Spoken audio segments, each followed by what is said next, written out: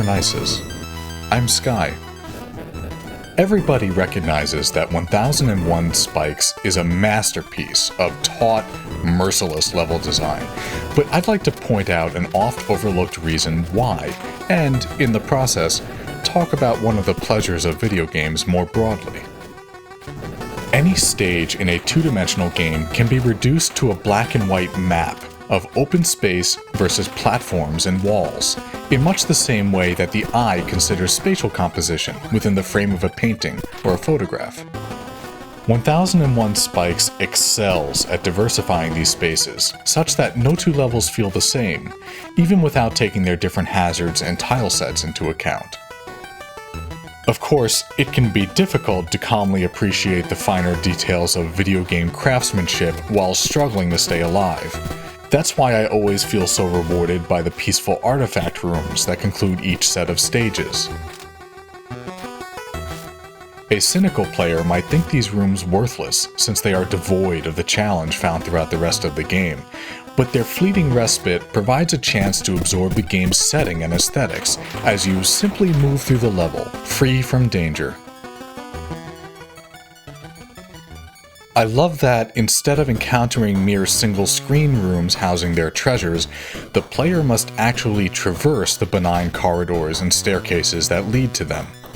This act fosters a sense of the greater journey through the ruins, and it emphasizes the difference in how composition works in a game rather than a painting.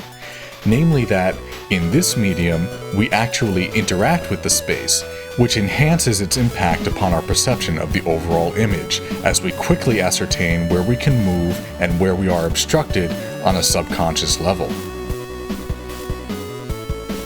What makes 1001 Spikes special among so many two-dimensional games that all have this in common is that it is so well crafted even when it doesn't have to be, even when it doesn't affect the challenge. An awareness of the artifact room's geometry reveals each to be distinct in its identity, as though independently exploring various spatial themes. Some are long and flat, others constricted and twisting, and still others wide open. The fundamental shapes of these spaces are as enticing as the pixel art with which they are drawn.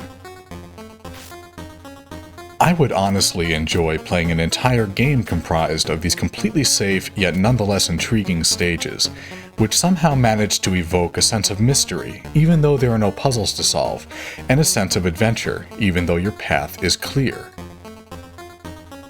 By suddenly stripping away all semblance of difficulty, 1001 Spikes startles you into noticing that one of the basic strengths of video games is the experience of place.